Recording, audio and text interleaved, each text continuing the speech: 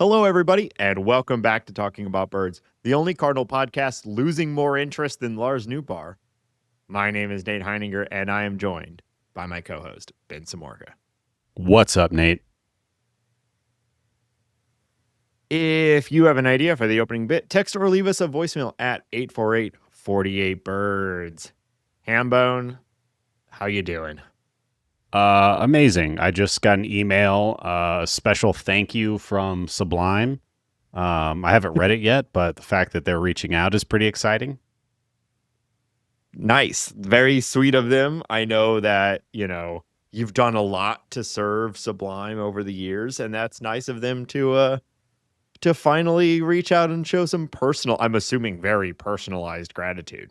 Should I open it on the pod? Oh my God, 2 nights at Red Rocks. Wow. For you alone? It says special offer code Santeria. Classic. Shit. This is electric content. We both are pretty big fans of Sublime. That would probably be a fun show. Weirdly, I am probably one of the few people that have seen Sublime in the last 2 years, so I don't know what to. They're like, to say about you hit our mailing list. I kind of put that in that we talked about legacy acts recently with like you seeing Paul McCartney and whatnot, and I have a similar feeling, even more so to situations like Sublime where it's a full replacement guy. It's his kid.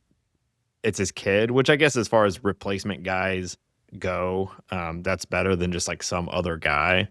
But I don't know if it is even because it's just like it's not like that the kid was around for any of the original run. My mom went and saw Jim Croce's kid is going around playing Jim Croce songs. And if memory serves, Jim Croce died when he was like 28 or 29.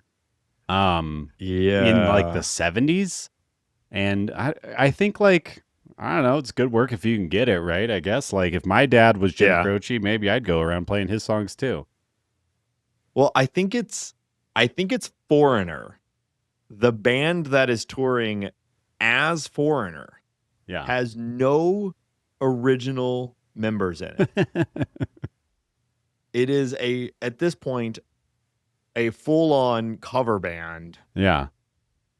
But they have the name and the licensing and everything. Yeah. So what makes a band, dude, are they not Foreigner? Are we not men? Yeah, I don't know. I don't know if I could name a single Foreigner song. Well, like 9 of them. Hot Blooded. They're like the pinnacle 80s hair metal that just you hear all of their songs at every wedding you go to. Yeah. I promise you. I saw them and Styx. We got free tickets like 12 years ago. I don't think I would go to that show if I got free tickets. I think I would stay free at tickies, home. Baby. No, I think I'd stay at home. That was another one too with Styx that has, I forget their names, but they have like 2 famous songwriters and they were feuding.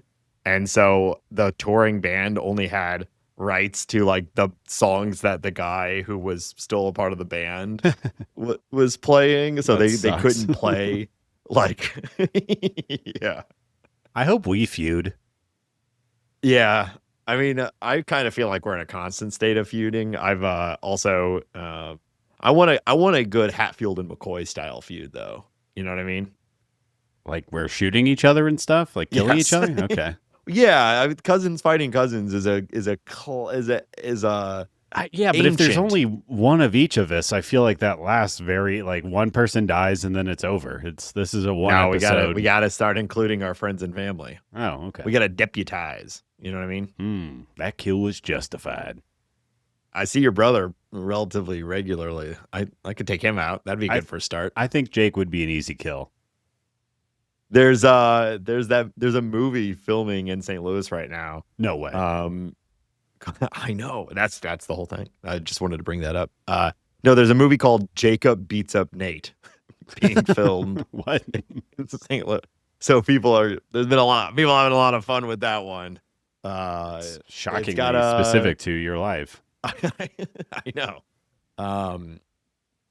I think it's like Justin Long, isn't it? Cool. Mac himself. Mm-hmm. Mm-hmm. Jacob beats him. It's been said in the Bird Score that you and I have sort of a Mac and PC sort of vibe. And I guess that makes you the PC guy, is my assumption. Yeah, I don't care about this. Just full disengagement. Okay. Don't care. Before we got started, I asked how are things, and you said, I've started running and I baked a cake. Those seem like counterproductive activities. I'm glad you're out there running again. Good for you. But I want to hear about this cake. Mary's birthday. Over there? I signed up to make a cake. I signed up. Did Mary put out a sign-up sheet of activities she wanted for her birthday? Because I wouldn't put it past her. Yeah, that's what happened. So I hopped on that. Yeah, good. It was out for days and nobody signed up. So I figured I should throw my hat in the ring. Yeah, I baked a couple of cakes. First cake went terribly. Couple of cakes. Second cake, knocked it out of the park. It's my first cake I've ever baked. You forget to adjust for the altitude? No. The recipe that I read said that I should bake it for an hour. I checked it at 55 minutes and the cake was crispy. It was burnt. So the next cake I checked at 40 minutes and we were having a much better time. So I don't know if we have any cake makers out there listening to this, but I think the altitude difference is just that it cooked way, way, way quicker than the stupid recipe Stupid told me. Yeah. Did it not have a thing on the box that says like for altitude? I didn't use a box, Nate. I made this bitch from scratch. Oh, wow. Idiot. Anybody can make a cake from a box. You just follow the instructions. Well, actually, I bet you could. You would not make. Yeah, you would fail. You would fail. Incorrect. I'd probably make the best cake. I think is actually I'm shocked. That's exciting to hear from you. What kind of cake? Chocolate cake with I made a chocolate buttercream layer in between the two layers, and then I covered it with chocolate ganache, and then I stabbed some chocolate Pocky Sticks in it because I thought it would be cute. Let me guess. The first cake actually failed because none of those ingredients actually made it to the pan. What do you mean? Once they're in your hand, there's only one place. So I saw a cup of flour and I just couldn't hold back. Is that what you're saying? Less the flour. Okay. So which ingredients are you being? The butter. The butter cream, chocolate. Yeah. Maybe the flour. You're not putting butter in a cake, so you obviously have no idea what you're talking about. You ever make a butter cake? I don't think they exist. Maybe they exist. That's not what I made. Some amateur hour. Something about you today here that I'm going to kill your cousins. Digging, Nate. I'm really not digging what you're putting out to me. I'm trying to get the feud going. Maybe it's the beard. I'm really not liking the beard today. I know. I'm shaggy. It's the winter months are upon us. What is it, it's like cold. 65 degrees in St. Louis today? Actually, today, yes, but the last 3 days. Shut up. Now I'm really gonna kill one of your cousins. The last 3 days, it's been like 25 degrees. Oh, I can't believe that. There was a restaurant in St. Peter's. I don't believe that either. Called Hatfield and McCoy's. It was like a Southern style sort of thing. Can you imagine you have a blood feud with your family where dozens of your members of your family get killed, and like 100 years later, I don't know when that feud happened, but 100-something years later, there's like a sit-down family restaurant named after you. Yeah, that is. I think that's more an indictment on our culture than anything else. Wow. I think we suck. If there was a Samorka, imagine there's in 100 years there's a restaurant called Samorka and Heinenger's. God, that'd be what, just bratwurst and beer? Like that sounds like the most Eastern European thing. Just unattended, out of business immediately. Yeah, just vats of sauerkraut. Half-eaten chocolate cakes. This sounds like a pretty good concept. All of a sudden, I'm actually into it. Should we talk about the Cardinals? Happy offseason, Hambo. We got a packed show. I don't know what you're dilly-dallying up top for. We got a packed outline, lots to talk about. You're kind of shit in the bed this episode. We always got a packed show. There's never not. Let's start with the big news of the week. Award season is upon us. We're not projecting too many awards here in the final days of awards as the big ones are announced for our St. Louis Cardinals. But we discussed Mason Wynn's Gold Glove last week. And this week we learned that Alec Burleson has won the utility player Silver Slugger. Yeah. Classic utility player, Alec Burleson. Yeah. How you feeling about this? I think I forgot that this was an award, the utility player Silver Slugger. I definitely feel like now that I know that it is an award, I feel like this is a bastardization of this award, considering he is bad at all positions and is mostly a DH. Now, that being said, he did hit well. He accrued offensive WAR at a high degree compared to his other National League competitors this year. And I'm just looking at the list of National League players who qualified for the batting title this year, which are players who are part of this. And I filtered by the best offensive players. And yeah, I mean, he is right in line with Pete Crow Armstrong and Ellie De La Cruz and Seiya Suzuki as far as offensive production this year, going by offensive WAR. That puts him in the top 25 players in the National League. Are there better utility players on this list? I'm talking through this right now with you. It looks like there's not. I mean, Christian Yelich is a DH. Bryce Terang maybe is more of a utility player than Alec Burleson. Yeah.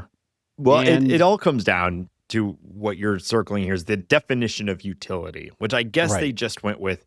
He doesn't have more than one position. Yeah. Yeah. It's got to be some like minimum amount of appearances at 2 or more positions or something like that would be my expectation. Yeah. I guess that is the only thing that could make sense. And Burleson appeared in right field. He appeared in left field, and he appeared at first base quite a few times this year. So he had 50 appearances at first, 41 41 left and 34 in right field. That is technically a utility player, I suppose, or that is a positionless player, which I think is a more accurate way to describe what he is doing. And that's just kind of bouncing around and giving people days off. Obviously, Wilson Contreras going down, that got him a lot of first base time. And he also had 22 starts at DH. So yeah, like that is very technically by the definition a utility player, but those are not the most impressive positions to flex to. And he is also not particularly good at 2 of those 3 options. And I think he's a fine first baseman, right? What would you say he is a league average first baseman, or is he worse than that? Okay. I imagine he's league average, but yeah, I guess it's funny because none of that matters for this. It's simply this is an offensive award. But I just chuckled at the idea of calling Alec Burleson a utility player. And that's ultimately the point of this whole segment, is just laughing at the idea of considering him a utility player. I feel like this is the first time he's ever been referred to as a utility player. And it is in the ICE deserved receiving of the utility Silver Slugger. But I don't think he will again be referred to as a utility player. I think he's actually a lack of utility player and is willing to be stuck anywhere because his bat is obviously league, very good for the league, as you pointed out. Sure. So congrats to Alec Burleson. It is good. It's nice that a Cardinal gets a piece of hardware. Yeah. It's just like I don't know if I've ever cared about an award less than this one. Yeah. Yeah. And and we like Alec Burleson. It's funny. It's a funny award for him to get. It is. And maybe the only one he was ever going to get is something like this. I wonder where he fell in, like, I guess, is it just outfield Silver Slugger, or do they do right field Silver Slugger? I don't even know. These aren't things that we could or should know. There's no way. I would assume we had the whole conversation about the Gold Glove a few weeks ago. I would imagine it's the exact same way that the Gold Glove works, but I really don't know, and I mean, frankly, don't care enough to know or to even look it up while we're talking. Yeah, again, these are unknowable things, so I don't know what people expect of us. If you want the real answer to these sorts of things, join the Bird Scored later, because it'll be posted in there eventually by some sort of archivist who's able to divine this sort of complex, arcane knowledge. Sure. Great point. Okay, we are, as we highlighted last week, transactions are open. Wow. We are seeing movement. Rumors are flying. And we've had a few things impact the St. Louis Cardinals roster already. Hambo, do you want to run us through these? Yeah, we've had some people leave. The Braves have claimed outfielder Michael Ciani off waivers from the Cardinals. St. Louis has also outrighted left-handed pitchers Anthony Veneziano and Zach Thompson, and they have selected Brian Torres onto the 40-man roster. The Reds also grabbed Roddery Munoz, and he's been claimed off waivers from the Cardinals.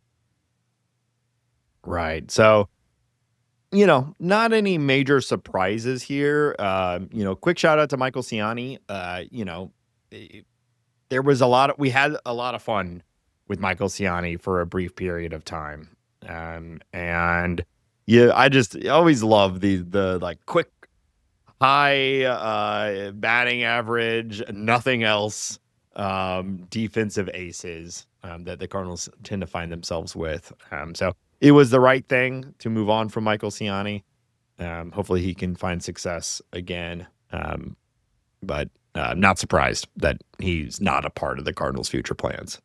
Yeah, I mean, I guess I can see him sticking around with the Braves. They have Michael Harris in center field, who is as good as it gets, and maybe not as good as Ciani, but damn near close to it, and still only 25 years old coming into next year. So maybe he sticks around. But yeah, I think we pretty clearly saw Victor Scott step into center field and be pretty great. And I don't think that it makes any sense to hold on to Ciani. We also saw Nady Church do some things last year. So yeah, he just kind of got out. He's outside of the shuffle. He'll be 26 going into next year. He's still young. Maybe he hits. I would love to see Michael Ciani hit. I think that'd be really fun. But it's not really. Yeah. It is what it is. Yeah. Yeah, so I no other real comments on the other pitchers. Zach Thompson's been around for a while, and is, from my understanding, still with the organization in the minors. So maybe we see him again, but it's clearing a lot of space on the 40-man for some likely upcoming additions, and then who knows what this offseason will look like. We're going to talk a little bit about some of the plans that have been shared, but any other thoughts on these particular movements? I like watching Roddery Munoz throw, but he's too wild, and I don't really, I don't think that's going to change anytime soon, but he's an arm talent, which is fun. But yeah, outside of that, no, nothing noteworthy. Yeah. We did a whole Arizona Fall League segment a month or so ago as that was kicking up. The Cardinals had sent a number of people, and we thought we would check in. Hambo, you threw out a couple standouts here. Not a very loud Arizona Fall League for the St. Louis Cardinals this year, but there's at least a couple things to talk about. Yeah, nothing super exciting. Darlin Saladin had a strong Fall League with a .93 ERA over 11 innings in the bullpen. And outfielder Ugato batted 246 over 58 at bats. So those were our standouts. Nothing. I don't even know if it was really worth putting on the outline now that I say it out loud. Yeah. But those things did happen, and we said that we were tracking them, and those are the two best players in the Fall League that represent your St. Louis Cardinals. So I feel like we can close the book on that now. Yeah, it's kind of disappointing. The Fall League, we've talked about it as this platform to potentially project players from, or propel players from the sort of standout minor league season into something resembling a more professional level, MLB ready level of baseball. And this is sort of where prospects put their names out there and head into spring with a lot of buzz around them. Didn't quite happen for the St. Louis Cardinals this year. Unless we're missing something, but I don't know. So it's fine though. The Cardinals class that they sent this year wasn't a ton of the higher end guys the names that you all probably know, which we went over. So we were really looking for like a breakout, and maybe Saladin. It's a cool name. Makes you think of Paladin. How about that? That's cool. It's spelled almost the same way. Just, if it was different, it would be that. Yeah. Yep. I was like, do I do a tangent about D&D? It was why I was frozen up there. We don't have time for that. We got a packed show today. I think I've decided to move on from it. We'll talk about that at a different time. We're just flying through this. What do you want to talk about next, Hambone? Yeah, let's talk about the general managers meetings are happening as you and I record. They started on Tuesday, Wednesday, Thursday. The day that this episode comes out is the final day. Nothing too crazy and exciting right now, but we do have some reports from Derek Gould, who's on site. And I think it makes sense to kind of chat about what he's been seeing and hearing from Chaim Bloom and the industry at large. I think probably the biggest story coming out from the Cardinals' point of view right now is Sonny Gray's situation. Obviously, Sonny Gray has 1 year and $25 million remaining on his contract. He's expressed interest in going to a contending team, and the Cardinals see a chance to get a strong return for the 36-year-old, who is 2 years removed from the AL Cy Young runner-up finish. And Cardinals president Chaim Bloom stated that they'd be really happy to have him back in 25, but are exploring all options.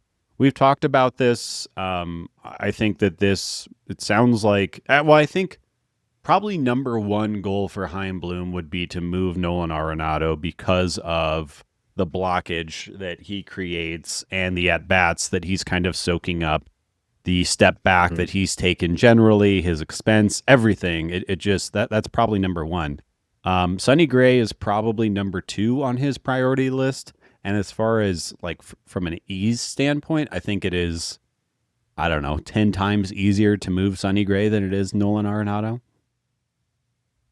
I have to imagine so. I mean, what is there not to like about adding Sonny Gray to your team if you're competing? Yeah. We've talked about this several times this offseason, but I don't think there's going to be a problem. I imagine there are multiple teams expressing interest. It's just going to come down to how much are the Cardinals willing to pay and what sort of return are they looking for? If they are projecting that they are going to get a strong return, which we completely agree with, it probably means they're going to pay a little bit into it too. Right. And then even if they're only throwing in 5, 7 or whatever, that gets it into the budget of mid-market competing teams as well. $18 million for a season of Sonny Gray. That is a bargain. Yeah. Every single competing team would like to have that on their team. So then it comes down. I think even at 25, most would. Then it comes down to where does Sonny Gray want to go? And I would have to imagine there's a lot of places. I think just going to kind of go down the list. Toronto. Why wouldn't you? They were just in the World Series. Yankees, I would say probably no, because it was reported pretty well that was not a great experience for Sonny Gray. So Yankees are probably on the list of teams he would not go to. Boston, maybe. I don't see why he wouldn't want to go there. Cleveland, I don't know. They're a competitive team, 2-time manager of the year. They always find a way, maybe. The Tigers, that would make a lot of sense to me. The Royals would make a lot of sense. Seattle, you could just keep going in on pitching there, and I'm sure he would want to be a part of Seattle. Houston, both Texas teams you would probably say yes to. Philly, he would probably say yes to. The Mets, he would probably say yes to. The Braves, I don't know. The Brewers, if we would do I don't know if that would be available. But yeah, Brewers and Cubs makes sense. Obviously, the Dodgers, although they may not have room for him, although they seem to find ways to make that work. They'll find a space. Yeah. Padres, Giants, and Arizona. All of those teams would make sense. I think Arizona really underperformed this year. Maybe Sonny Gray agrees with that. And then obviously those other 3 teams are actively trying to win.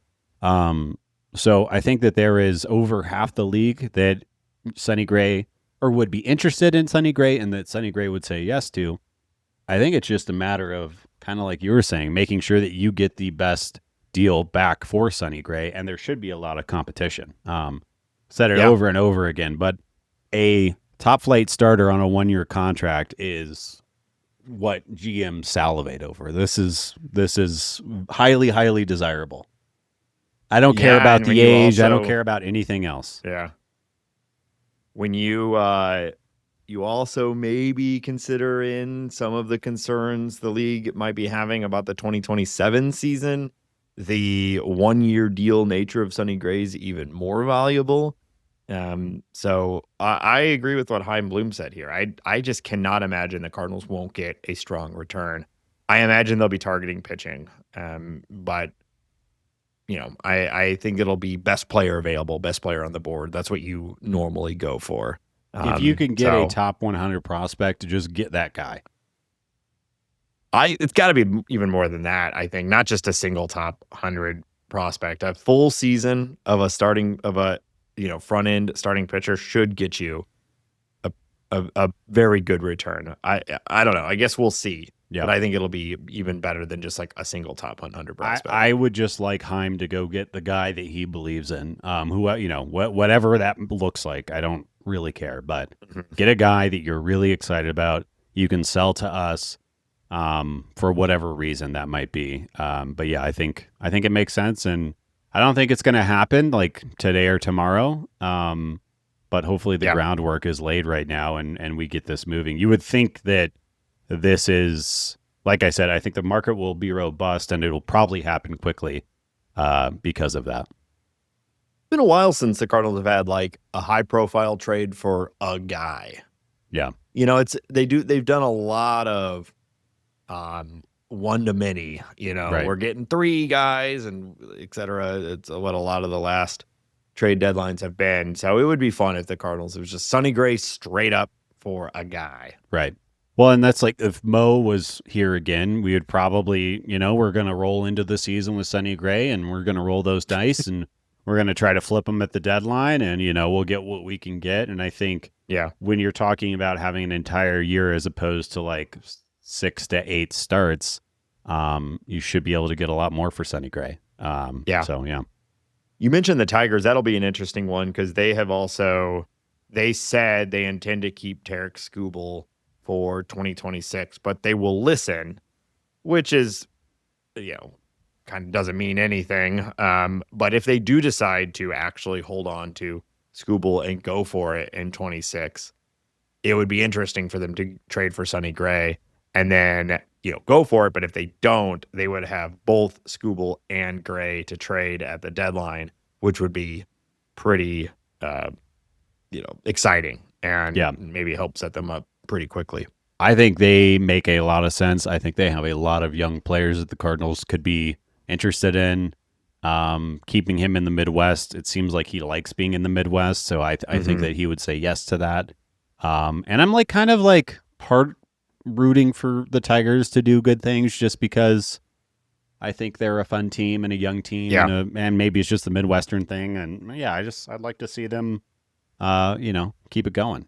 I think there's something that we as Cardinal fans just naturally gravitate towards the other cities that are of a similar market and vibe as St. Louis, Yeah.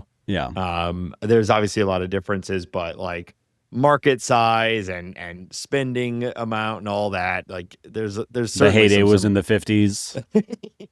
yeah. Spaghetti also, What? big deal.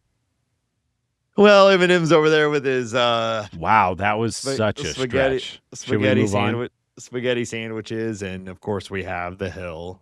You've heard of it. Yeah, and those are the only two places in the United States of America where you can get spaghetti. That's a great point.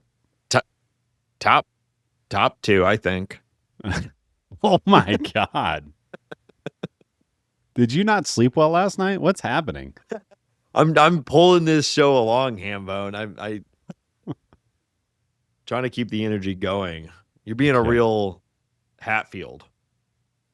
I don't know. I don't know. I'm assuming they were the bad ones. Yeah. Well researched per usual. Mm-hmm. The Cardinals also, or Chaim Bloom and Derek Gould also talked about pitching acquisition plans. The Cardinals and Chaim Bloom have said that they want to add at least one starter, possibly more. They're open to both short-term veteran additions and longer-term commitments. Rising prospects like Liam Doyle, Quinn Matthews, and Tekoa Roby are coming, but they may need more time, and they're exploring trades, free agency, and targeting pitchers with multiple years of control, speaking very generally. So I think that, when you look at the Cardinals' projected rotation for next year, obviously Gray's there right now, but we don't expect him to be there when the season starts. And then it goes Liberatore, Palante, McGreevy, Leahy, and then re-signing Michaelis on a 3-year deal, of course. Obviously, so bringing Miles back. Yep. Maybe one of those young men whose names I just listed, but also maybe not. So it starts to make sense that you want to bring somebody in, and if you think that your competitive window is going to start not next year, but the year after or the year after that, it makes sense to do. I think about a deal like John Lester and the Cubs. A decade ago at this point? Yeah. Where they bring him in 1 or 2 clicks before the team is actually competitive. And obviously that team was better more quickly than anyone thought they would. And John Lester was there at the right time and everything worked out. But I think it makes a lot of sense. If there is a pitcher out there that you really like, and I'm just going to say Dylan Cease's name because he's the first free agent pitcher that comes to mind. If you go and sign Dylan Cease to a 5-year deal, yes, maybe that first year, he's getting acclimated to the team. The Cardinals aren't necessarily a competitor, but maybe in year 2, 3, and 4, and 5, or who knows how long the window's open, the deal starts to make a lot more sense. It also could be one of those things signaling to the fans, please come back out to the ballpark, and signaling to other free agents or other people who could potentially block trades or can come to the Cardinals by choice. Hey, we're a serious team. We pay players. Come on down. Let's go win a championship. Yeah. Following the footsteps of famous St. Louis Cardinal John Lester and come to us a little bit early. I mean, that's a good example. There are several others of, you're building for a successful franchise and hopefully for years to come. That switch doesn't just flip in 1 year. I mean, it does sometimes. We just saw the Blue Jays go from last place to World Series. It can happen. Well, having the player group. If we had Vladdy Guerrero Jr., I would feel pretty confident about our place too. Totally. But they had him last year and were in last place. So point being is that you're usually stacking up players year over year until it all culminates into hopefully a very competitive window.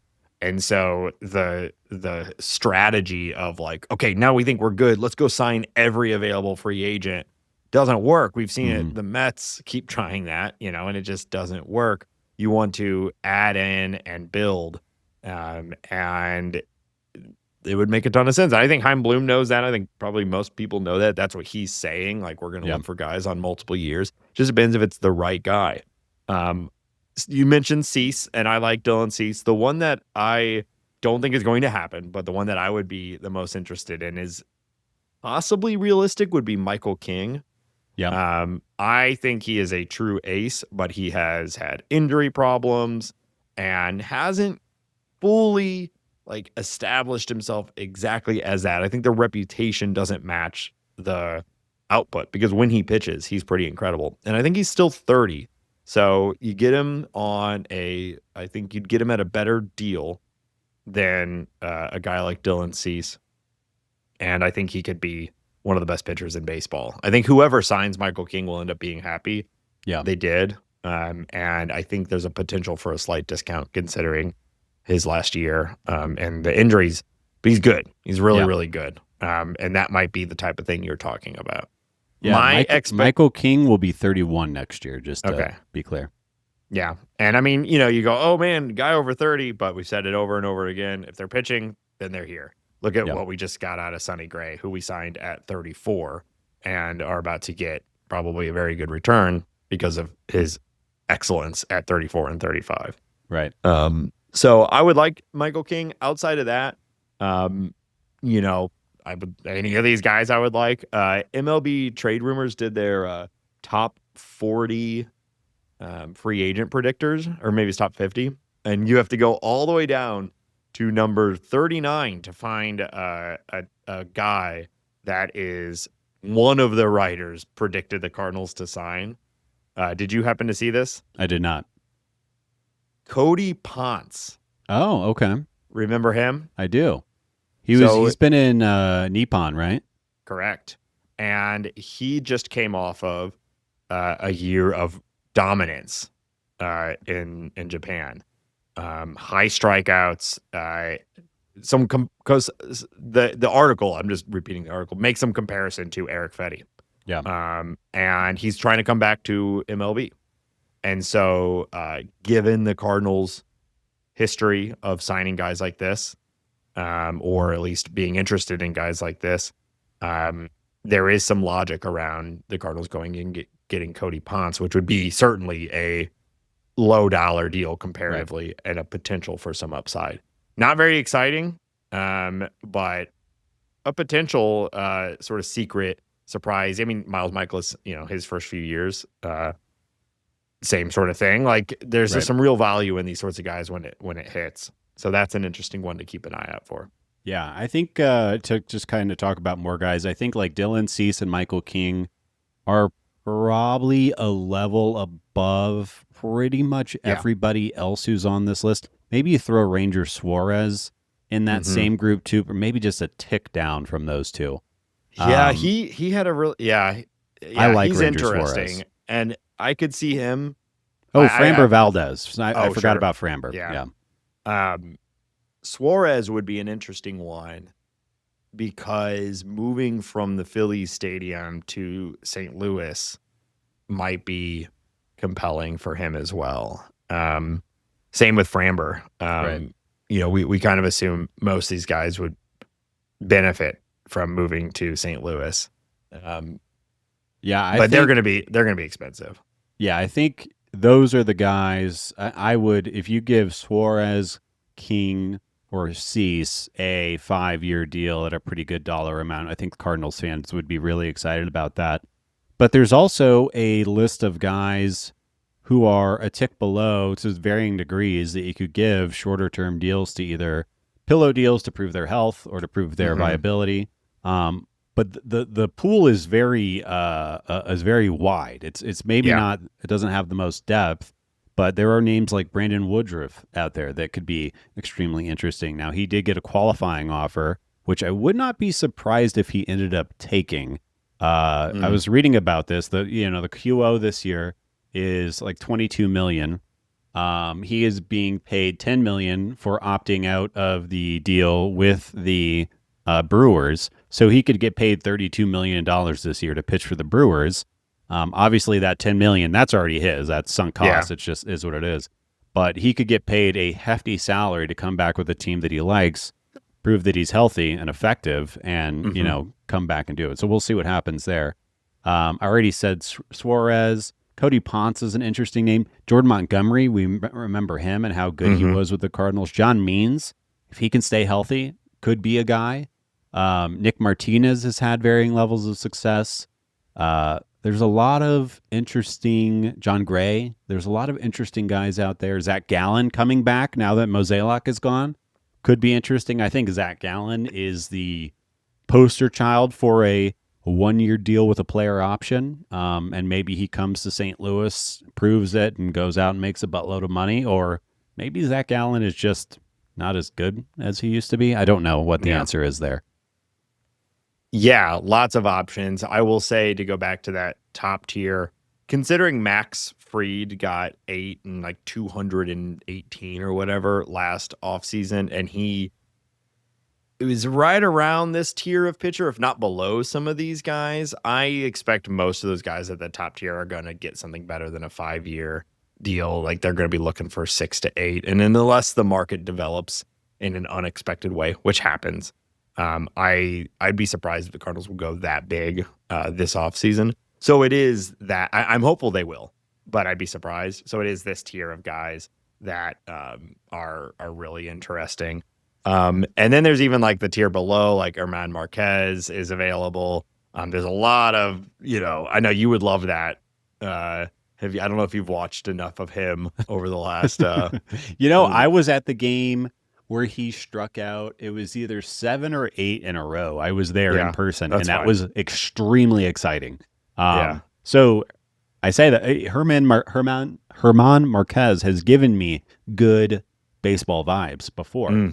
So I'm not totally against it. He's got a real arm, but I will say buying in on Rocky's pitching is not a path to success, in my opinion.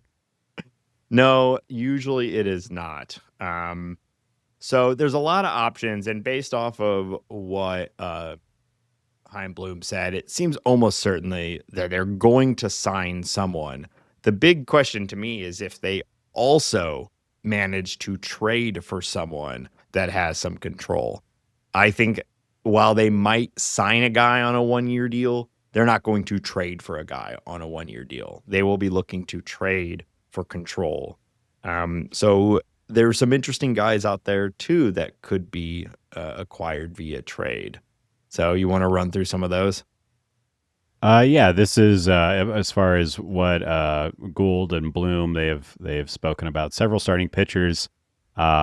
They include Mitch Keller, who's with the Pirates, Sandy Alcantara. I'm sure Cardinals fans know who that guy is with the Marlins. Edward Cabrera.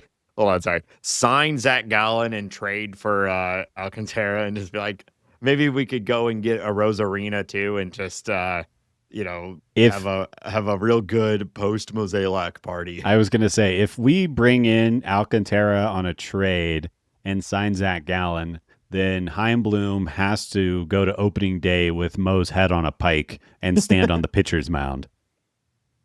My time is here. Yes. They also threw out Edward Cabrera, who is a hobby horse of mine that I've been chatting about for quite a while, and he had a good year last year.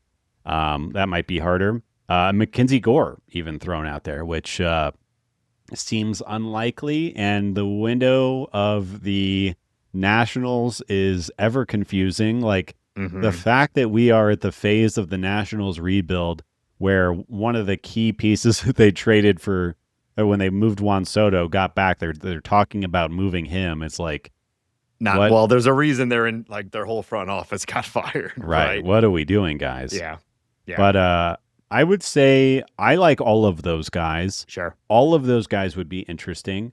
All of those guys would be potential extension candidates if they want to remain with the Cardinals.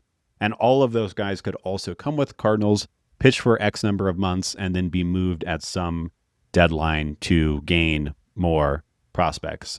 So I think they'd be varying degrees of hard to acquire. Maybe the easiest to pry would be Mitch Keller. And then I don't know what the order works after that. Maybe Gore the hardest, and then Alcantara and Cabrera kind of tied. I don't know. Yeah, I will say, I'm always, I've mentioned it before, that with where the Cardinals are right now, they should be chasing upside at every decision. So I'm less interested in like a Keller. And I would be I'd be a fan of Cabrera, I think, or Gore, as the two that I'd be most excited about. But Gore is, is that typical mold of, you can see it. We all can see it. Just, is he ever going to put it together?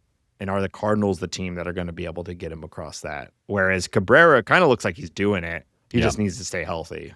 I mean, I think Gore broke out last year. Like he did, but he in the first half, and then then the control issues came back, and he really struggled in the second half. So it's like the talent is there. The talent at the MLB level broke out. He was the first half of the year. He was looking like one of the best pitchers in baseball, and then it really started to struggle. Right. So, having what's Gore your risk appetite? and Doyle and our boy Quinn Matthews, 3 lefty monster strikeout guys would be what a fundamental switch from what the rotation has looked like over the last year.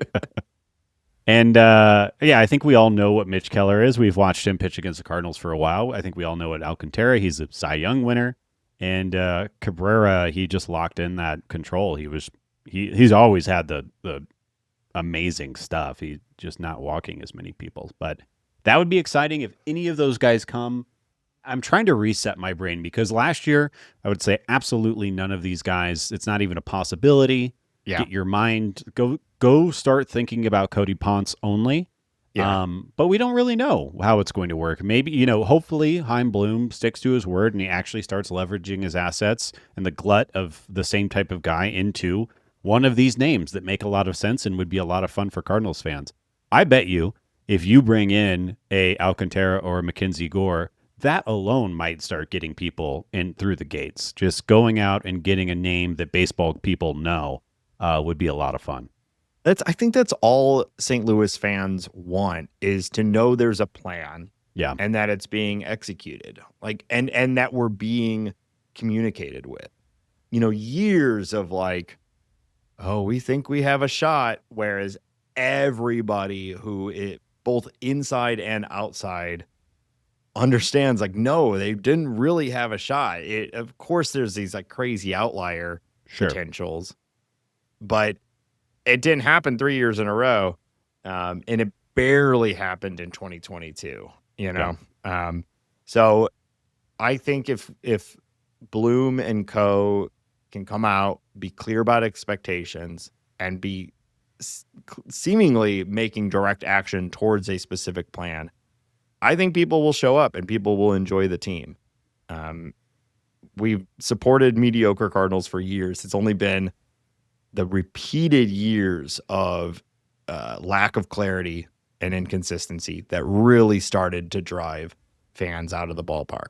Right. I think there's also some socioeconomic things going on in that too, as we talk about prices and whatnot.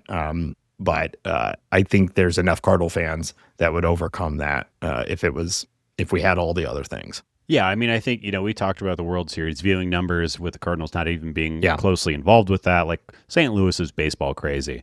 Obviously, the tickets need to be reasonable, but if you put a good product on the field and if you show like you're talking about, like a plan, a foot forward, we're going to show up. We're sickos. Our brains are broken. There is, I live in a football city, and their brains are broken, because of all the football. CTE, baby. Broncos are good this year. People keep telling me, Bo Nix, so on and so forth. That's all I got. All right. They also talked about some bullpen plans. The Cardinals also want to add a veteran reliever, similar to Andrew Kittredge or Phil Maton's roles in recent seasons. Free agents, Phil, wait, did I write this wrong? Is there a Phil Fairbanks and a Pete Fairbanks? No, I think you meant to write Phil Maton and Pete Fairbanks. Phil Maton. Any of the Fairbanks. We'll take the brothers Fairbanks. Sure. I mistyped here. But yeah, Pete Fairbanks, St. Louis's own. Did you know that, Nate? Did you know that? Of course. Yeah, because as previously mentioned, if you are from St. Louis and have any modicum of success, we know. We know. I think Pete Fairbanks, he is a fun to watch pitcher. He has a funny little wind-up, short arm delivery, throws 99 miles an hour, and an effective late inning reliever closer for your Tampa Bay Rays. Bringing him in would be a lot of fun. He helps you now, and he is the most tradable asset come the deadline, if and when the Cardinals want to do that. And obviously, we talked about it, last week or the week previous. Give more Phil Maton, please. Just give me that guy. There are no complaints, no notes. Keep it going. Maybe pay him a little more this time, but bring him back. Bring them both back. Or get both of those guys is what I mean to say. I don't think we're going to get either of them. You don't think so? So, Pete Fairbanks, it was kind of shocking that the Rays did not pick up. It was an $11 million option. And it's not shocking that the Rays didn't pick it up because they don't spend that kind of money on a player like a reliever. But the general consensus was they were going to pick him up for 11 and then trade him. Yeah. Because he's more valuable than $11 million. And for whatever reason, they decided not to do that and decided to just let him go. Well, he has not been particularly healthy over his career. Right. I do wonder if maybe there's something with the, medicals, as they say, that would have prevented a trade, and then they're on the hook. Right. But considering that, at least from my understanding, the general market consensus was that he's worth more than $11 million. He hasn't been particularly healthy, but he's been one of the better relievers in baseball. I think a team like apparently already the Yankees are interested, the Dodgers are interested. I think he's going to get just like a legit reliever contract from a right now competing team, and he's going to be like a closer or a setup guy on one of these high-end teams. So I don't think that's the world that the Cardinals are going to be playing in when it comes to depth for the bullpen. Maton maybe, but I feel like they kind of like, well, we're the ones who resuscitated his value. Let's go find, you want to be the ones who are signing the $3 million guy that becomes the $10 million guy, not the one going and signing the Brett Cecils and things like that, right? Sure. And they've shown over and over again that they have been able to do this. So I think it's going to be that 34-year-old high spin rate guy who was hurt last year or whatever that they can bring in for $4 million and flip into something good at the trade deadline is where I'm expecting. So it's going to be a name that none of us are really predicting right now. Jorge Lopez. Remember him? Yeah, he threw his glove that one time.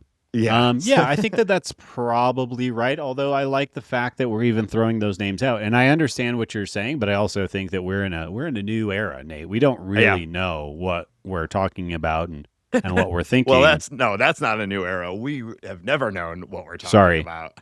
We don't know what we're talking about when it comes to how Chaim Bloom is going to manage this, as opposed to Mozeliak. I think we could pretty well predict what Mo was going to do. I felt pretty confident there. When the prediction is do nothing, and it's frequently accurate, that becomes pretty easy to predict. And hope.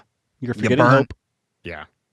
All right. Outside of that, I did want to talk about the 40-man roster protection. November 19th is the deadline. We are expected to add Leonardo Bernal, Joshua Baez, Nate's favorite guy, Cooper Jerpy, who is going to be hurt, and people are talking about Bryson Mouts as the final guy that will be added before that deadline. After that deadline will be the Rule 5 draft.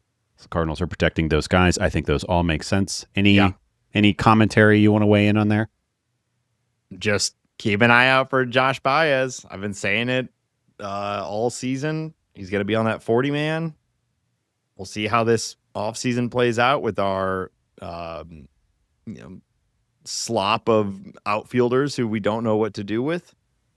There's a new hot item in the toolbox there. We'll see what happens. I don't think he's going to break camp with the team. I think probably most people want to see him do it for longer at the minor league level, which is fair.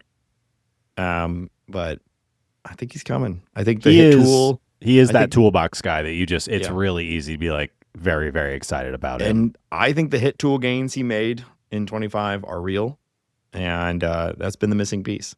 So, hell yeah.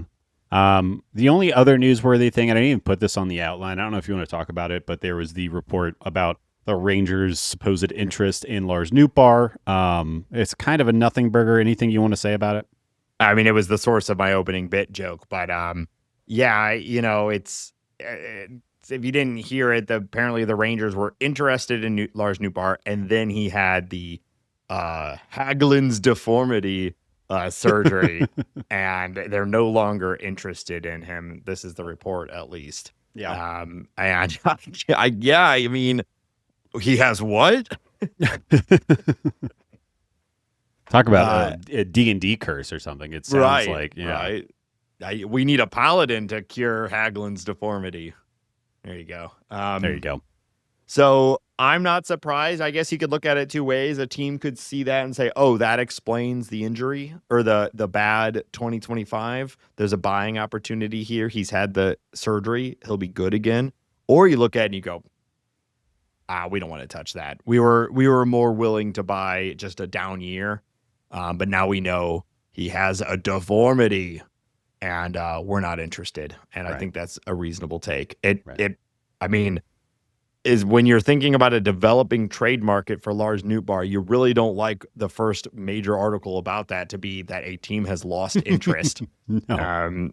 So we'll see where this goes. But it doesn't bode well for like a healthy return for the upside of Lars Nootbaar. Yeah. We'll see though. Maybe he'll get healthy. Maybe he won't.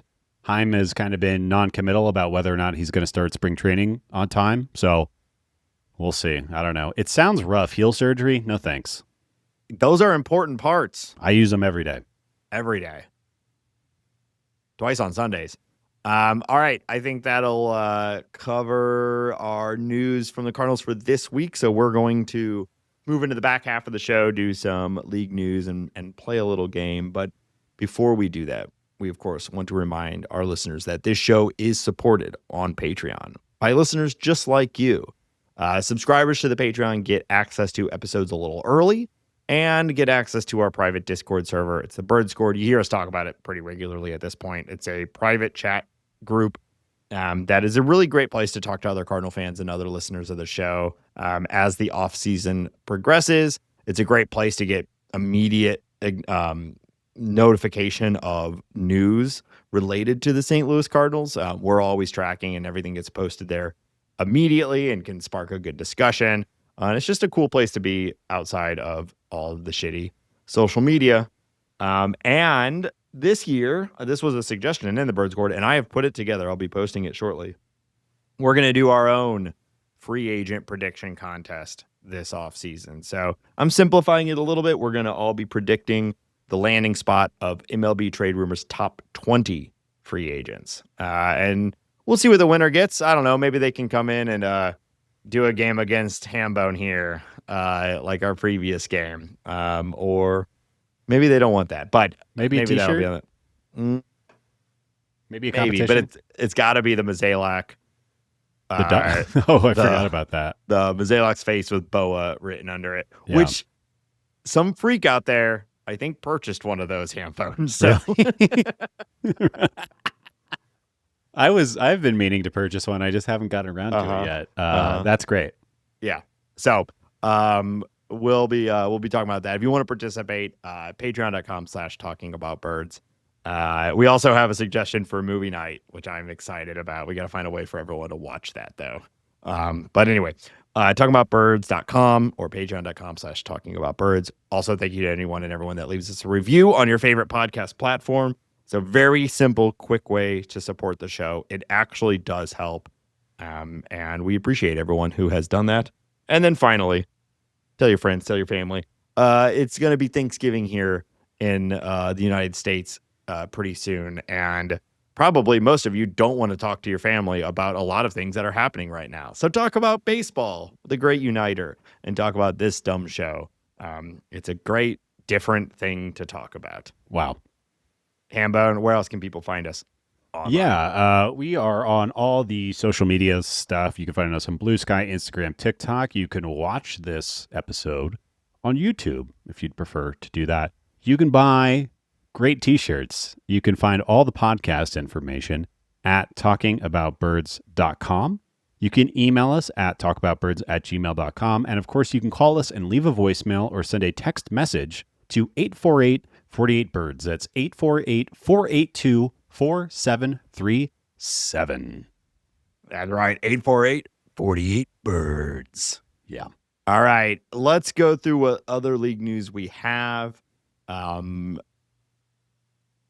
What do you got for us, Hambone? Let's get into it. So I think the number one story in baseball right now, I can't believe we've taken this long to talk about it, but Emmanuel Clase and Luis L. Ortiz have been indicted on gambling charges. Yeah. And I want to talk about this for a minute. First, we'll say what the actual charge was wire fraud conspiracy, honest services, wire fraud conspiracy to influence sporting contests by bribery, and money laundering conspiracy for their alleged roles in the scheme to rig bets on pitches thrown. Now, what has come out shortly after that was that the indictment was released publicly, so everybody could read it if they wanted to. And oh my God, do we have the two dumbest criminals? I mean, they clearly didn't. They knew what they were doing was illegal. But I don't think they realized the degree in which it was illegal because everything was text. And what I found so shocking is how brazen they were about it. And the fact that like Emmanuel Clase would hop on the phone or send a text message like within 5 minutes before going out to pitch in a game and tell people, you know, what he was planning to do and what to bet on and whatnot. I could not believe how casual it had become for these guys. Especially like I think everyone with a rational brain is like, and Emmanuel Clase, who is already a wealthy man, was about to become generationally wealthy in a couple of years had he not done any of this. And I believe he and Ortiz will be banned from baseball for the rest of their lives. They even got denied playing in the Winter League in the DR. So I have a lot of feelings I want to share about this and what this means for the future of baseball. But before I go on my rant, I'd like to hear what you're thinking right now. Well, I imagine in 50 years or so, some insane old man is going to decide to pardon them for these crimes and they'll be fine and everything will be fine for them. But yeah, it's pretty wild just how brazen it was, as you said.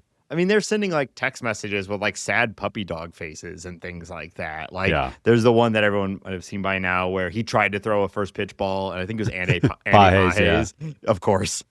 Swung at it and they're exchanging like you just cost me 10 grand or whatever, and Class A sending puppy dog faces and things like that. I guess maybe they thought worst case is they're banned from baseball, not realizing that there's a lot of other elements to this that are actually illegal. But I don't know.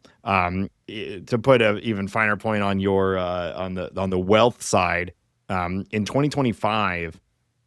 Emmanuel Clase was making roughly $9,500 a pitch. Yeah. And most of these bets were around 5 to 10 grand. And a lot of the money was actually just going to other guys. They were just getting a cut of it. So they weren't even making that much money, especially when you compare it to how much he was making every day he was out there pitching. Right. So it is just, I don't know. I mean, you could... I get I want to take care of my boys. I get that. I do understand that. And I'm sure he does not come from the most wealthy family or the most wealthy situation. I'm sure his friends are in a similar situation and he's like, I can help them out. I get that. Sure. Totally. And so then the thought there would be, why not just give them money? But that's easy to say. I understand it. Everyone's trying to secure the bag. But for a guy who is making so much money, you're putting your entire livelihood on the line to make them thousands when you're making as much on every pitch. Right. But again, I totally we're not the morality police here on this show. It's just surprising to find out, if it had maybe been way more money, you'd kind of get it compared to how much he's making, but it comes off as almost just more like pathological, like it's an addiction, like these guys are gambling addicts or something. But it's over now. Yeah, the thing. So where I come to and where I have the biggest concern, and I'm curious if you can check me on this, and maybe I'm overly worried about this, but I have concerns around the fact that he's been doing this for 3 years. It took 3 years for the various bodies in MLB to understand what the hell was going on here. So that means we have 3 years of baseball bimanual Class A. Luis L. Ortiz was brought into it later, but 3 years of Class A playing baseball the wrong way, which is a bummer. And the other part that I'm worried about is how easy it was for him. And I think about like it is if you are a hitter, you can control if you are playing a pitcher, if you're Tarek Skubal is starting the game and you're the first hitter in an inning, you can tell your boys, I'm swinging at this no matter what. It's going to be a strike first pitch. Go put a bunch of money on this. And if I was a major league pitcher or batter and I had a conversation with you in person, Nate, and it wasn't documented extensively on text message, if I just go, hey, Nate, I'm playing the game tomorrow. I'm going to go do X, and I have full control over that situation. You go place a big old bet on that, and there is no way to track that. And how you and I figure out moving the money around, we'll figure that out. You can launder it or you can maneuver it in various ways, and nobody would ever catch on. And I worry, like, if somebody does it smart, if somebody is not doing it as aggressively as Class A was doing it. If somebody thinks, oh, you know what? Well, why don't we do it so we win 60% of the time and we lose 40% of the time? What if we make this look regular? What if there are so many ways that a smart person who has sat down and thought about it can game this. And with the current tools that we have in place, and I know that Rob Manfred has been working with betting commissioner or whatever to limit bets on certain pitches or certain situations. But there are more situations. And what is to stop somebody from coming to a baseball player? I have this plan. Here's exactly how we're going to do it. We're never going to talk about it digitally. We'll only talk about it in real life. And here's what I need you to do. I think the ease of betting and these micro bets, these small transactions, these situations where betting or where people can bet on things that are controlled by an individual, not the outcomes of a game or of a situation, are kind of an existential threat to baseball. Who's to say Andy Pages didn't tell his buddies to say, I'm going to swing and miss at that exact pitch that Class A threw? Yeah, like every single player is up there with some side bet going on at the... Now, I don't believe that. Right. I don't think that that's the case. But there's 1% of my brain that now will think about that anytime I see something like that happen. Yes, I share your concern. I don't think it's overblown. MLB is also thoughtful about that, not thoughtful, but is thinking about this with those, as you mentioned, they've come to an agreement to limit betting opportunities on individual outcomes like balls and strikes. You can still do it, but they're limiting the amount. But it's still there. And my assumption, Hambone, is if these two idiots were doing it, there's probably some not idiots doing it too. So there's something like 1,000-ish active MLB players, right? So maybe it's less than that. I can't remember the number off the top of my head. But if 1% of these guys are doing it, it's a massive existential problem to baseball. Yeah. And like you said, I don't know how you get around that. The penalty is harsh. And now if they didn't know, they know now. It also comes with real penalties, not just baseball penalties. So I guess that's what you hope is that the hammer's hard enough that most guys just won't participate in it. And I think the question is, does this Class A and Ortiz thing, does this remind MLB players that, oh, this is like the one thing we can't do? Or do people look at it as like, oh, these two dum-dums were... If we just do it a little bit better. Right. Yeah. And I don't think we know how it's going to end up. But I will say, I agree with you. I bet that there is at the very least one other person doing this in baseball. Obviously not right now because we're not playing, but was doing it over the summer. I'm really glad you clarified that it's not happening right now because there's no baseball happening. I was pretty confused. I was like, what? People I know aren't how the betting on bird baseball score can right be. now. They'd be like, well, actually, nobody's playing Major League Baseball right now. Shut the fuck up. Shut the fuck up. But also, everyone go and join the bird scored. Also join the bird score, please. Well, there's a broader story happening here too. I mean, there are gambling, sports betting, problems and controversies in every single league. Yeah. And of course there are. These sports betting controversies are brought to you by FanDuel.com. The networks are owned by sports books. Yeah. So the entire league, the entirety of sports in America and probably worldwide, I just can't speak to that, are encased in sports betting. Yeah.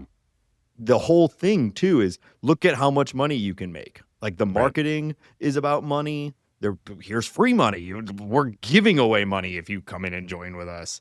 Bet $1, get $1 billion. The whole thing is look at all this money you're missing out on.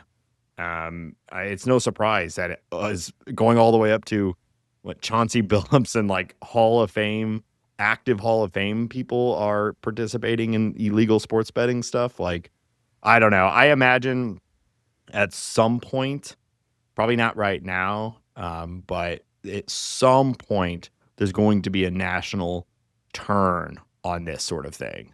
And they're going to get out of the fever of like everybody sports betting because enough people are going to lose money over time that they'll be the whole thing will die down to some degree. Maybe some legislation, not hopeful for that right now, but in time, maybe. Because like casino, it's all casino basically. It's just casinos, and it's not like like that stuff. Like I don't know. I think that'll die down eventually, but it's going to take a lot of people getting hurt and losing a lot of money before like the vibe around sports betting shifts from like elation and we're all having a good time to like I got to stop doing this shit. Yeah. I, as somebody who doesn't sports bet, has never really sports bet, it's just so funny to me. I just don't have that gear. I know people like it. I'm sure that a large percentage of people can have a healthy relationship with it. Of course. I don't really care about that. That is your individual, you manage yourself. I don't care what you do. The problem I have is when we find situations like this. And I think, what makes baseball worth watching is that it is a legitimate competition. And if that is questioned, it kind of takes it all away from me. Yeah, I'm also not inherently anti-sports betting. It's existed for a long time. And as someone who does some, like, I play poker and I used to work in a casino for a couple years. Like, I've been in that world. I'm not anti any of that. But it's the proliferation of it. And I actually heard a take that I think I agree with. I forget where this came from. Maybe but they said like the thing about sports betting is that you used to have to go somewhere shitty to do it. Right. And that was the counterbalance. Sure, you can sports bet as much as you want, but you got to go to that shitty place to do it. And now it's in everyone's pocket, and that's where it's starting to collapse. You can buy lottery tickets on your phone. Like you can just access is, I was hearing somebody talk about like the sports betting now. It's like porn when we were younger. Like you used to have to like, really figure it out and, go find a dirty magazine or download something over like 2 days and, hide it and all this stuff. And now you just like bip bop onto your phone, like the most disgusting thing you can think of. Sports betting is the same thing. There should be a barrier of entry. There should be something. Yeah, you should be like me in 2001 or like 1999, trying earnestly to download a picture of Rodney Mullen doing a kickflip and instead getting an image of a full frontal naked woman. It was hard out there. We had to figure it was not like it. It just, the barrier of entry is just it doesn't exist anymore. And that picture took like a day to download. Oh yeah. Yeah. But we're rapidly entering into old man corner here. Try not to rant too much about it, but like there's no surprise that these betting things are increasing at the rate at which the controversies are, I also wonder, like, are Emmanuel Clase and Luis L. Ortiz and current MLB players, are they coached on like, hey, this is what happened to Pete Rose? Are they like, I don't know what those conversations look like. I'm sure that there is some, I know that there are like signs in every clubhouse that say no to sports betting, but like, do they know or how up on is that beaten into them at all? I don't know. Yeah. Well, and over the last couple of years, people like Pete Rose people have been trying to lift them up and celebrate them. Yeah. Once again, accused pedophile Pete Rose. So you even look at that and you're like, oh, well, everyone loves those guys. Yeah. So. All right. Yeah. Well, let's move on. It's a huge bummer. I hope we never see Clase and Ortiz in pitching or in baseball ever again. Yeah. Nick Kurtz has won the American League Rookie of the Year. He earns a full year of service time. And Drake Baldwin wins the National League Rookie of the Year, earns a full year, and also gets the Braves a PPI pick, which is fun. I love these new rules for starting rookies and rookies performing well. Any thoughts on Kurtz or Baldwin? Baldwin, it is a more classic, Rookie of the Year award winner. Promising, looks really good. Still some area to develop. We'll see what he ends up being long term. Nick Kurtz, he's going to get MVP votes. What an incredible debut. Yeah. Just the guy came out of the gates looking like a Hall of Fame level player. And, it's his rookie. It's his first year. But, talk about an introduction to the league. And good for him. He's one less year with the athletics organization. So that's a good way to look at it. He had something. I'm looking at his games played right now. He had 33 games played in the minor leagues before coming to the bigs. And then in 117 games, hit 36 homers. StatCast is all through the roof. All of his projections, everything. Yeah, he's amazing. And he is a mountain of a man. Yeah, he good. He real good. Cardinals fans should be excited to hear this, but Kyle Hendricks has finally decided to retire. Bye, Kyle. Thank God. Yep. Yeah. Bye, Kyle. Pat Murphy and Stephen Vogt have won Manager of the Year. Pat Murphy for the first time, and I think I mentioned this earlier, but Stephen Vogt the second time. Manager of the Year is a funny award. I don't really know if I don't want to rant more. I don't think I have. Old man yells at clouds. It's fine. Good for those guys. Yeah, I think it's interesting. Pat Murphy wins. They had the whole thing with what's his face on the Cubs now, and now just the next Brewers guy wins it. So Brewers have a pretty good system going on down there. Yeah, maybe the front office should win an award rather than Pat Murphy, but who cares? Speaking of front offices, the Rockies named Paul DePodesta the president of baseball operations. Nate, what do you think about this? It's so easy to laugh at the Rockies. We can laugh about them hiring the smartest guy in baseball from 25 years ago. We could call out that he actually was pretty impactful for the Mets in 2013, or in that era of Mets baseball. But I'm going to go, and I'm going to stick with that and go positive and say, you know what? At least the Rockies, this is a known successful baseball man who has a track record of providing good, gains to the teams that he's working with. So maybe this is the guy. Maybe this is the one, Yeah. I think I've said this. I've definitely said this to you. I probably have said this on the podcast, but the Rockies draw well, and there's a lot of transplants, including myself, in Denver, Colorado. If they could put together a team that even inspires a little bit, if they can just get into the playoffs and get hairy a little bit, they would create so many fans of people who are casual now would become real Rockies fans, hop on the bandwagon. And that is essentially what Paul DePodesta said in one of his opening interviews with the press corps. So he's saying the right things. He's definitely better than anybody that they've had in that position since at least the last decade. So I'm really pulling for him. We'll see what his GM hire looks like. I think that'll be very telling. Does he bring in somebody who maybe we've heard of or maybe who has been around the modern game more recently than he has?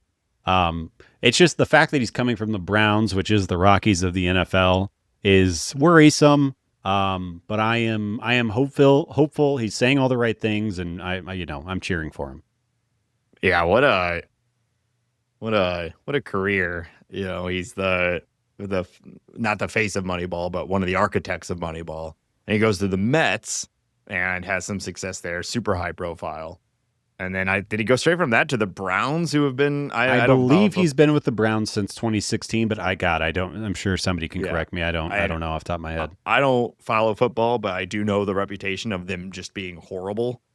For a while now. I know they also have the reputation for making what's arguably the worst trade in NFL history, trading for that quarterback who I can't speak to it, but I know he has lots of problems, and I'm sure people listening right here now are banging their stereos, but yeah. And listening to this on a stereo, I hope you are. All right, last piece of news I wanted to talk about is Munetaka Murakami has been posted to be hired by MLB teams. I believe his posting window is 45 days. And this kid is an absolute tank from Nippon Professional Baseball. He's a first baseman, third baseman. He's 25 years old. Nate, he is a big boy, and he is basically the home run leader of Nippon Professional Baseball. He had a 210 WRC plus last year in an injured season, but has routinely hit over 30 home runs. In 2022, he had 56 home runs as a 22-year-old, and I think teams are going to be lining up to scoop this kid up. I don't know what to expect. He strikes out a lot, he walks a lot, and he hits a lot of homers. Yeah. A lot of people think he's going to translate. It seems like the defense maybe isn't all that great, but this Japanese invasion of players continues on, and after what we've seen with the pitchers and Ohtani, I have nothing but to think he's going to come in and excel and be great. Yeah, though there is less success track record for hitters versus pitchers. We've talked about that. If you could throw the ball, you can throw it anywhere. Hitting, it's different. Hot take there. And there are some concerns about hit tool, and is he just going to come over here and get just completely bamboozled by pitching over here? And he's young enough, it's probably going to be a little bit of both. I bet he takes some time to develop, but will probably crush. So there's like a bunch of different potential ranges of outcome here, but like on the low end, I've seen people say like Miguel Sano or as Jake pointed out in the bird scored, Nolan Gorman, so we'll see. I think that probably limits to some degree the cap on his deal, but I still think he's going to get paid and he's going to end up on a probably a high profile team. Yeah. I think the Mets were connected to him this morning. Yeah. We'll see, but usually these things, it'll probably take a good chunk of that 48 days or so. But he's got real deal 80 grade power, so very exciting. All right, and that's all I got for league news. All right, Hambone, we're going to end this episode going back to a classic. It's been a couple months since we've played it. You know it. We love it. Who is this guy? If you've not heard us play this game before, I have a player who has spent at least some time with the St. Louis Cardinals at the MLB level. I have a list of clues that start very vague and get increasingly specific. Ben has to make a guess after every clue as to who this player is. Hambone, are you ready? Let's do it. Okay. This player was born on September 21st, 1972 in Joliet, Illinois. 72 in Joliet, Illinois. Okay. Joliet, Illinois. Who was Illinois' baseball player for your St. Louis Cardinals? Joliet. Basically Chicago. Skies, what does that make him? And he's in his 50s? I don't know. I'm going to guess Jason Isringhausen. No, that is not correct. All right. Moving on. This player played in no particular order for the Athletics, the Angels, the Mariners, and the Cardinals. Athletics, Angels, Mariners, and Cardinals. Athletics. West Coast guy. Yeah. Athletics, Angels, Mariners, Cardinals. Athletics and Angels. Angels makes me think of David Eckstein. Makes me think of Adam Kennedy. I guess those guys aren't old enough, though, are they? 72. So further back than that, Angels Athletics. Wow. Mariners. Gee golly gosh, Nate. Oh, wait.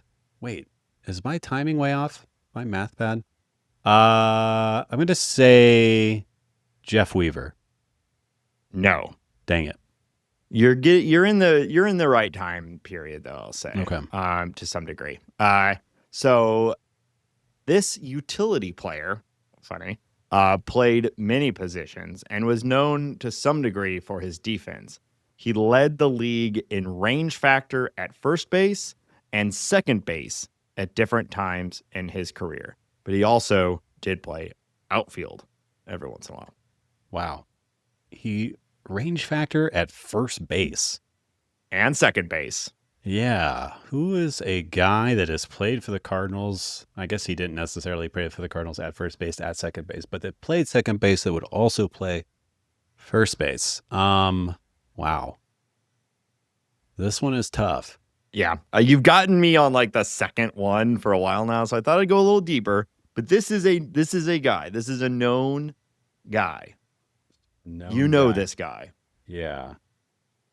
Wow, that is really tripping me up. So he could play in the outfield, but also could jam on second base and would also play first base. In that time period, there's not a lot of guys that would have played those two positions because second basemen were all like 5'6", 140. That is tripping me up. Wow, I really have no idea. Adam Kennedy. No. All right, now we're getting into the more specific clues. This guy bats second in front of the MV3 during Game 2 of the 2006 World Series, where he ultimately won his second World Series ring. Oh, is it David Eckstein? No. I guess that's your guess. Yeah, I don't know. Okay. Final one. He is arguably primarily known for his dumb red soul patch. Oh, Scott Spezio. Scott Spezio. Yes. God, yeah. I do not think about Scott Spezio. I know. I wanted to go a little bit tougher, and I was thinking about 2006 for some reason. I couldn't tell you a single thing Scott Spezio did before becoming a Cardinal. During my research, he actually hit a clutch home run in the 2002 World Series for the Angels, and was part of a big part of them winning that World Series. Everyone remembers that. Yep. He also apparently... I remember when the Cardinals traded for him, I had not heard his name before. Obviously, that was a different period of time in my baseball fandom, but... I believe they signed him as a free agent, but he retired after he was done with the Cardinals. Yeah. And he also then apparently got in a drunk driving accident and had a lot of controversy, and has since, though, become a bit of a redemption story, and is trying to help people a lot more. So I'd like to go back to not thinking about Scott Spezio, so thank you for that extra information. We love a red soul patch, though, don't we, folks? Have you considered that look? I think you need a marquee look. Okay, I'll consider that. Great. That's all I can ask for. And that's going to do it for this week's episode of Talking About Birds. Thank you, everybody. We'll be back next week, as always, as maybe we'll start to get some moves, some real moves from the St. Louis Cardinals as they clean up the roster and head into free agency in earnest. We'll see. I'm excited.